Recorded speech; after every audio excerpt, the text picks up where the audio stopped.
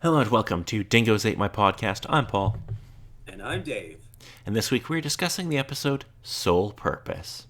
This episode originally aired January 21st, 2004, attracting approximately 3.3 million viewers. Let us start off with the number one film in America this week, Dave.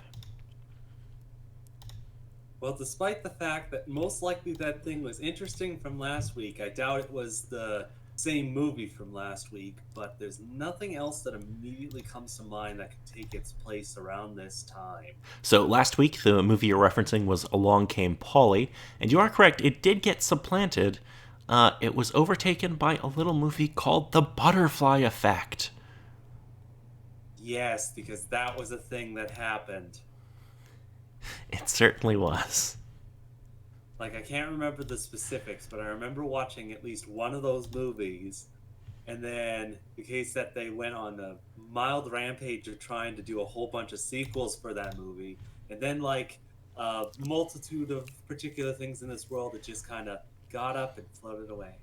Never to be supposedly thought of again until you find it at a pawn shop or some other thing within someone's movie collection. And it's like, oh right, this existed. So I completely forgot that there were sequels to The Butterfly Effect. It's either that or that one movie just went through so many particular plot points that you wouldn't be surprised that you mistook it for like three different movies. No, there were two sequels apparently, which I do not remember. Although, in all fairness, I did not like The Butterfly Effect, so... I suppose that's understandable, because aside from going through the interesting concept and the time jumping sort of things, it was kind of one of those particular love story sort of things that went through, I suppose, just to be polite, interesting kind of concepts. I just feel like Life is Strange is a better version of this. No, I think in a whole bunch of cases you're completely right. They took that concept, and again, with video games being a little bit more interactive and going through those sorts of ideas, it makes it far more interesting. Yeah, I would rather just play the Life is Strange games. Because Life is Strange is very, very good. And Indeed. if you haven't played Life is Strange, go play Life is Strange because it's very good, but it is very sad. Understandable. And yes, it is on my to-do list. Please stop badgering about it, good sir.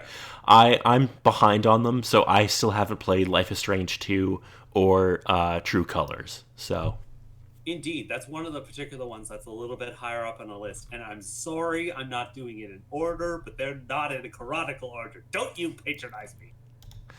what is the? I don't know if you know what the chronological order is, other I than don't think there specifically is one. there Like, is it's for supposed to be some the of the first. games. I think there is for two of them, but then like after that, it kind of goes. It's essentially within the same world, but it kind of goes different stories with different people. So Before the Storm has to come before Life is Strange, and The Awesome Adventures of Captain Spirit comes before Life is Strange 2, but I don't know where True Colors fits in, Eh. or even But if again, it's attached. it's also a marvelous case of it's not super important. You can jump into one of the games and you should be fine. Pretty much, yeah. Anyway, let us move on to the number one song in America this week, Dave. Yeah, I wouldn't be well, I wouldn't be surprised if it was still Hey Ya. It There's is nothing else that immediately comes to mind. it is still Hey Ya by Outkast, yeah. Mm. Yeah. Alrighty, moving along to video games. Well, bad news. There's none for this week. Oh, there you go. They finally decided to take a break. There's some great stuff coming up soon, but nothing for this week, which is sad because there's a bunch of games I wanted to talk about, but that'll have to be put off for a week. Oh, well. Alrighty, so let us move on to the episode. Sole Purpose. So there's something about this episode I don't know if you noticed in the credits. Did you notice who directed this?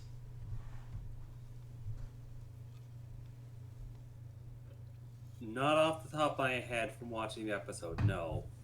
Okay. So this is the first and only episode directed by David Boreanaz. Okay. That's Angel. Oh, Yes, he directed this episode. Are you that leaves me with questions, but I don't even know where to start. okay?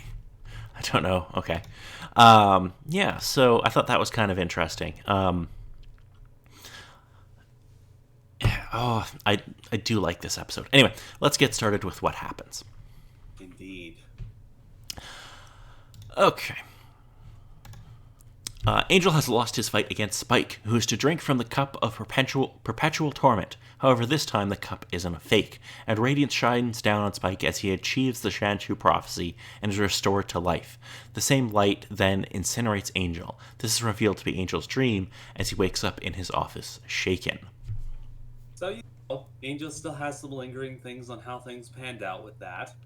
Yes, and because Spike is now corporeal, he is, a bit of a threat again. Well, threats, peace in the game. Yeah, he's an aspect of the story now. Yes. Lindsay approaches Spike at a strip club, implying he is responsible for Spike's return from the dead and his subsequent return to corporeality. Introducing himself as Doyle, Lindsay claims he has visions of people in trouble and that he had a vision of a girl who's about to be attacked in an alley. Spike tells him to go to Angel instead, but Doyle says Angel is working for the other side of the tracks now. Spike saves the girl, after which Lindsay suggests that Spike may be the new champion of the powers that be. The next night, Spike saves a couple from vampires, telling them, "I'm the hero." So, firstly, before we go on with this, just you saying that and me replaying the episode within my head. Oh my god, I can't believe I didn't realize this sooner, but additionally, we'll probably get to that once we finish the episode. That he called himself Doyle? Yeah, there's no deeper meaning there. Yeah, no, of course not. Anyway, meanwhile, at Wolfram and Hart, Wesley and Gunn present Angel with possible solutions to deal with an evil warlock, but Angel, wary of the gray area of morality in which he constantly finds himself, announces, "Let's kill them all." He then says that he's just tired and tells the others to let him get some sleep. In Angel's dream, Fred says, "Let's have a look under the hood." She cuts open Angel's chest and starts pulling out internal organs, including his dried up little walnut of a heart. Fred also pulls out strands of beads, which she puts on, some raisins, which she eats, and a license plate. She pulls out a fishbowl, calling the dead golden fish inside Angel's soul, and says that she'll have to flush it, and hands it to the bear standing next to her. Fred turns back to Angel and tells him that she can't find anything wrong with him, except that he's empty. It's one of those episodes talking about a particular point of things, but going into the realm of absolute insanity in some cases. Oh, it's so good. The next morning, Eve gives Wesley a fragment of a relic saying that the senior partners want to know what it is. Gunn arrives and announces that a vampire matching Spike's description has been out on the streets saving people.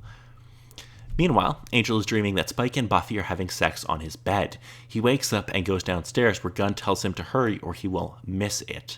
Angel joins the group of people in his office, staring out the windows at Los Angeles as it burns. Angel realizes what's going on and heads towards the windows. "You're blocking the apocalypse," Harmony tells him. Wesley assures Angel that Spike will take care of it. Lawrence suggests that Angel changes clothes since there's something on his shirt. Angel looks down to see a bloody stake sticking out of his heart. As Angel dreams in his room, a blue creature feeds off his chest in the same spot as the stake in his dream. Fred holds out a cake with a picture of Los Angeles burning and the words "Way to go, Spike" written on it. Everyone sings, for he's a jolly good fellow, and yells for Spike to give them a speech. He talks about fulfilling his destiny to turn Los Angeles into a utopia. A blue fairy floats in and sprinkles gold dust on Spike, making his heart beat again. As everyone cheers for Spike, Angel is suddenly a man staffing the mail cart. In reality, Spike is at the Spartan basement apartment that Lindsay provided for him. When Gunn and Wesley stop by, they tell him that if he wants to rescue people, Wolfram and Hart has resources that can help him. Spike declines the offer, saying that Wolfram and Hart is the same evil law firm that it always has been. At Eve's apartment, Lindsay reminds Eve if the senior partners want to find out what they're up to, they'll kill him. Eve assures him that thanks to his tattoos, they won't find him. Wesley and Gunn head back to Wolfram and Hart and tell Fred that Spike thinks they have sold out. Fred starts to go to check on Angel until Eve arrives, reminding her that she is supposed to be testing the relic. Angel is dreaming of Lauren, dressed Old West style, playing My Darling Clementine on a piano in Angel's room, as Harmony, dressed as a waitress, serves him a drink. Angel tells Lauren that everything hurts. That's life, Lauren says. Everything hurts, and then we die. Though in Angel's case, everything hurts and he lives forever. Lauren tells Angel to sing, but Angel cannot. Nearby, Fred, who was at a table with Wesley and Gunn, says, I told you he was empty. Lauren tells Angel that the crowd is turning on him as Gunn snarls and hisses at Angel.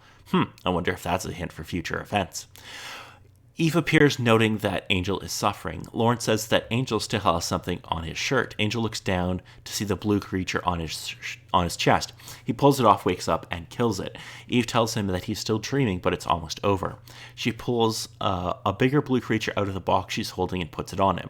She watches while he struggles against it, then leaves. At Spike's apartment, Lindsay pretends to have a vision and tells Spike that he should take care of it. Angel sits in a chair in the middle of a sunny field as the gang approaches him. You can stay as long as you like, Wesley says, stay forever. Angel says that he's not done with his job, but Wesley says that he can be if he wants to be. Fred says that he'll be fine, he just has to stop caring. Suddenly, the four of them throw their heads back and scream. In Angel's room, Spike grabs the blue creature and kills it. No need to thank me, he tells Angel, just helping the helpless. Later, the gang and Eve gather in Angel's room, and Wesley explains that the creature was a parasite, which makes the host oblivious to its presence and causes hallucinations. If Spike had not killed it, Angel might have been trapped in a vegetative state. Angel says that Eve put the parasite on him. After Eve put the second parasite on him, she changed her clothes so that Angel wouldn't remember her being there for real, but she didn't change her earrings. He notes that Eve is playing her own game and wonders what the senior partners would say if they knew. Eve says that they're all just blaming her for their problems when they should really be looking within the group. The group glares at her until she leaves. Dun dun dun. So shenanigans within the workplace. Yes. So what do you think of this episode, Dave?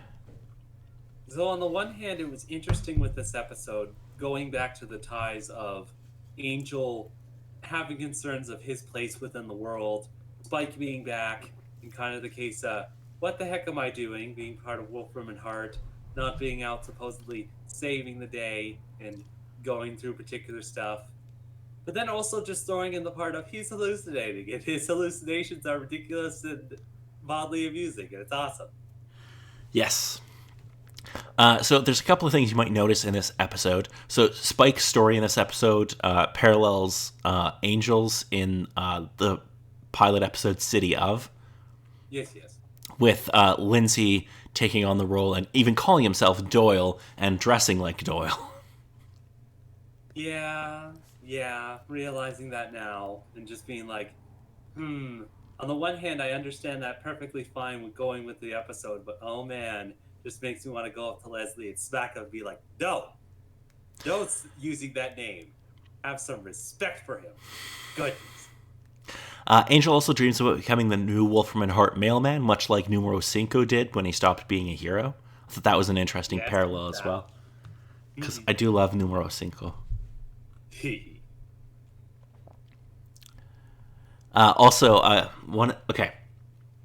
Two other things I want to bring up about this episode. When Lindsay takes Spike to his new apartment, he's like, great, another ruddy basement, because he had to stay with Xander in season 4 of Buffy. Yes, with that. And in Buffy's basement in season 7, so that was good. Yes. Also, you'll notice how Fred says the line, "You're empty, there's nothing left, just a shell." Okay? During one of Angel's hallucinations. Keep that in mind, it might come back later. Interesting. But additionally with that, with her opening him up and pulling out all the particular things, just little walnut for a heart, a dead fish in a fishbowl for his soul, and other things like that. And then the bloody bear. Always with the bears coming back in some way.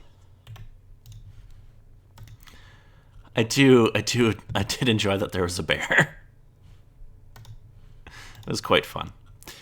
Alrighty. So, let us talk about some international titles for this episode. So, we have a few that are just like Soul Purpose, The Purpose of the Soul, some variation on that, so I'm just going to skip those.